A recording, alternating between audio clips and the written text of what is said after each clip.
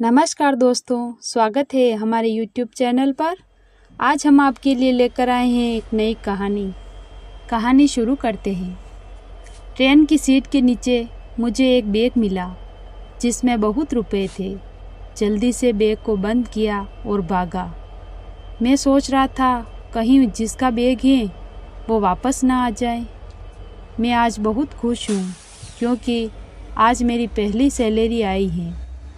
अपने छोटे से शहर में से यहाँ अपनी पढ़ाई पूरी करने आया था। पापा तो चाहते थे कि मैं अपनी पढ़ाई पर ही ध्यान दूँ, लेकिन मैंने घर की हालत देखी है।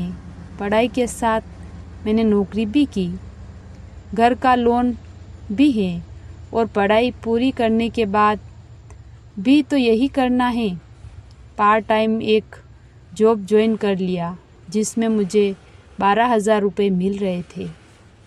पहले महीने की सैलरी लिए रक्षाबंधन मनाने मैं अपने घर के लिए रवाना हुआ। घर जाने में मुझे 6 घंटे लगते हैं। ट्रेन का सफ़र रहता है। सैलरी के पैसे मैं अपने पर्स में रखे थे।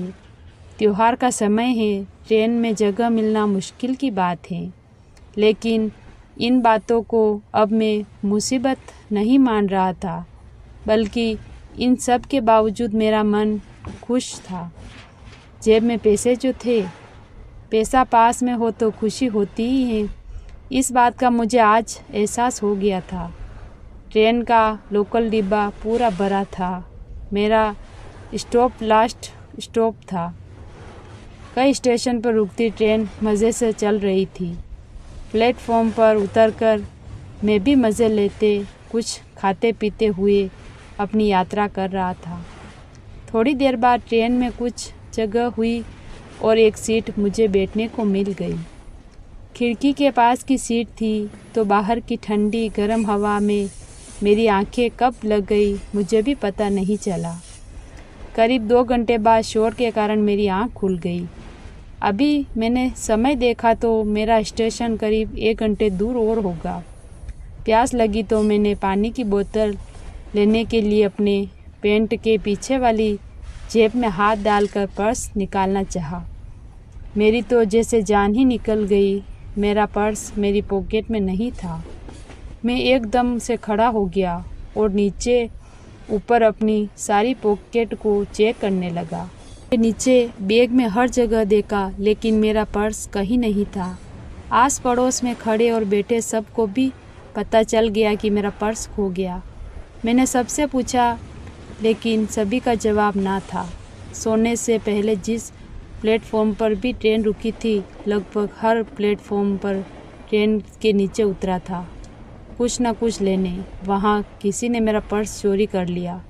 कोई ट्रेन में भीड़ का फ़ायदा उठाकर पर्स चोरी करके ले गया। मुझे कोई अंदाज़ा नहीं। कुछ घंटों पहले मैं खुश था, अब वो सारी खुशी मेरी चली गई। पर्स में पैसों के साथ मेरी कुछ आईडी भी थी जिसके जाने का मुझे दुख था। मेरी पहली कमाई जिसमें मेरा त्योहार अच्छा होता, सभी के लिए मैंने उन पैसों से कुछ न कुछ लेने का सोच रखा था। मेरे लिए वो पैसे बहुत थे। बस से सर पकड़कर बैठ रहा था। मेरा स्टॉप सबसे लास्ट था और वो भी आ गया।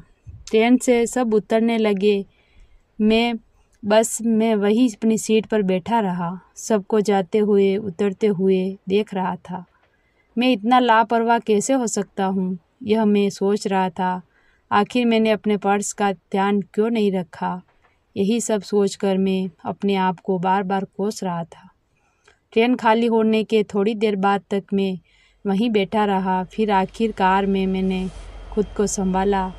मैं अपनी सीट से उठा और दरवाजे की ओर जाने लगा। आंखें मेरी अब भी यहाँ वहाँ मेरे पर्स को ही खोज रही थी। सोच रहा था कि क्या पता यहीं कहीं पड़ा होगा मेरा पर्स, इसीलिए मैं सब सीट के नीचे एक बार फिर देखते हुए जा रहा था। मेरी नज़र एक पॉलीथीन पर पड़ी जो सीट के नीचे थी। उसको उठाकर मैंने खोल के देखा। उसमें एक हैंड बैग निकला, वज़न से थोड़ा भारी था। खोलकर मैंने जल्दी से देखा। मेरी आंखें चमक उठी।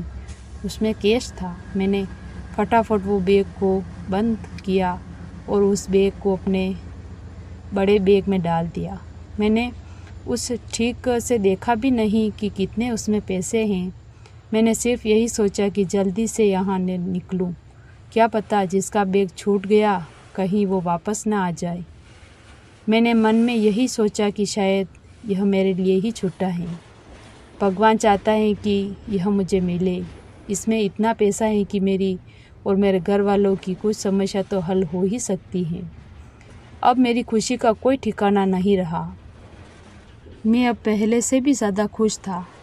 बस मैं जल्दी से प्लेटफॉर्म से निकला, ऑटो करके अपने घर आया। घर आकर पहले सबसे मिला, फिर कुछ समय बाद सबसे बात की। फिर अकेले में जाकर मैंने अपना बैग खोला और उसमें से वो बैग निकाला। मैंने उसमें रखे पैसे निकाले। करीब 2 लाख रुपए उस बैग में थे। उसके अलावा एक पर्स खोलकर देखना चाहा, लेकिन इतने में कोई बाहर से आवाज़ लगाने लगा, जिस कारण मैंने फिर से उसे बंद कर दिया। रक्षाबंधन पर मैंने अपनी बहनों को अच्छे से अच्छे गिफ्ट दिए। साथ ही मैंने यह भी सोच लिया था कि उन पैसों का अब मैं क्या करने वाला हूँ। इस बारे में मैंने घर पर कुछ नहीं कहा, सिर्फ मन ही मन प्लान बना लिया था। पापा के एक लोन की किस्त बाकी थी। मैंने उसमें से उन्हें बिना बताए 30,000 रुपये किस्त भी भर दी। बाकी पैसों को मैं भी ऐसे ही इस्तेमाल करने वाला था।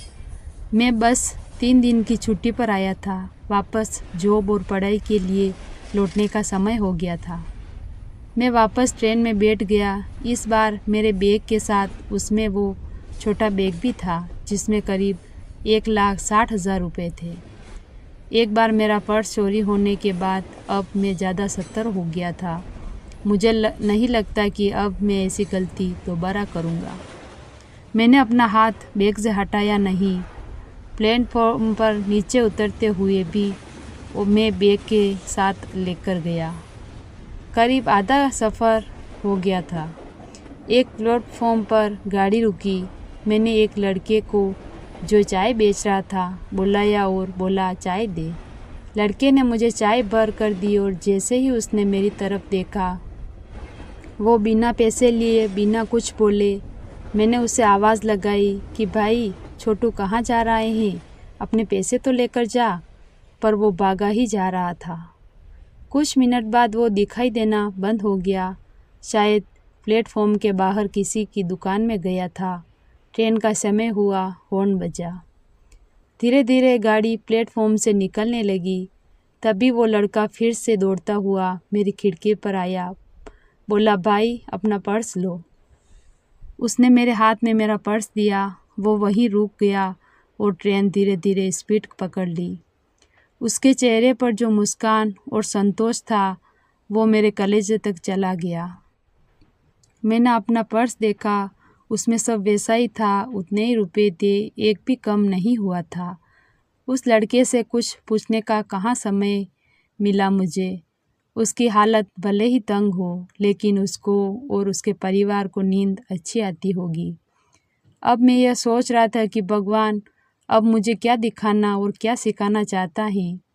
मैंने एक बैग लिया और उसके पैसे अपने समझे, जबकि एक लड़का मुझसे काफ़ी छोटा मुझे ज़िंदगी की बड़ी सीख दे गया।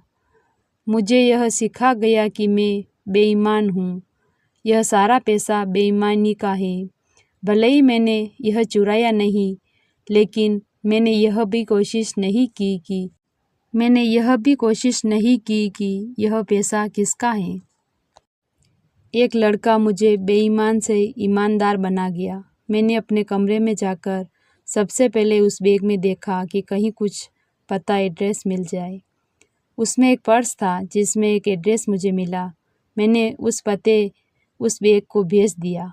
साथ ही एक चिट्ठी भी लगी जिसमें मैंने लिखा कि इसमें से जितने पैसे कम हैं मैं अपनी सैलरी से वापस कर दूंगा। इस नोट के साथ मैंने अपना नंबर भी छोड़ा। मुझे नहीं पता था कि उनके लिए पैसे के लिए वो मुझे माफ़ करेंगे या नहीं, लेकिन अब मैं हर बात के लिए तैयार था। मुझ में न जाने कैसे इतनी हिम्मत आ गई। कुछ दिनों में ही उनका फ़ोन आया। बुजुर्ग थे। उन्होंने कहा कि उनके हाथ से यह पैसा न जाने कहाँ रह गया था, किसने कब लिया उन्हें भी पता नहीं चला। उन्होंने मुझे बहुत दुआ और आशीर्वाद दिया और कहा कि बच्चे पैसे वापस नहीं दूँ तो भी चलेगा, लेकिन मुझे वो वापस देना है। पैसा और बैग मिलने की खुशी इस शांति के आगे कुछ भी नहीं थी। यह कुछ अलग ही थी। उस लड़के ने मेरी ज़िंदगी बदल दी। भगवान मुझे यह सीख देना चाहता था। आपको ये कहानी कैसी लगी हमें कमेंट करके ज़रूर बताएं। चैनल पर नए हो तो सब्सक्राइब ज़रूर करें। धन्यवाद।